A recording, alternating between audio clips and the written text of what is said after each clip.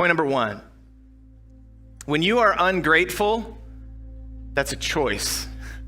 When you are ungrateful, you are choosing suffering. And this is such a struggle because the devil keeps pulling the same old tricks on all of us. And he can do it so easily. He can get us whining, right? You got two muscles maybe, at least in this illustration. You can either complain or you can rejoice. You can either whine and mope or you can thank God. Those are the only two.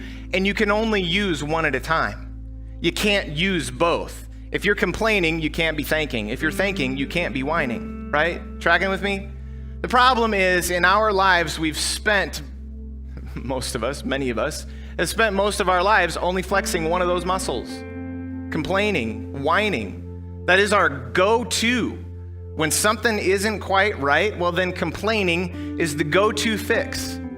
When things aren't perfect, we complain. And what I want all of us this morning to do, to agree on, by the end of this message, is that we need to practice the opposite. When things aren't perfect, our go-to should be gratitude. It should be rejoicing. Our text for this morning, 1 Thessalonians. Maybe you're totally shocked. No way, Ben.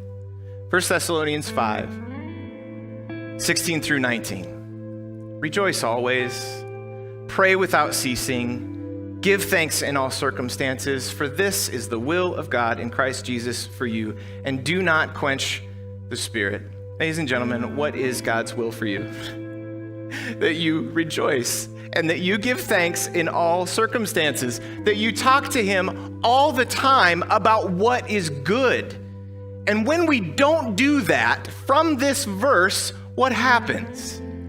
If you're not giving thanks, if you're not rejoicing, you're not telling him how awesome everything is all the time, if you're not communing with him without ceasing, what are you doing? You're quenching the Spirit.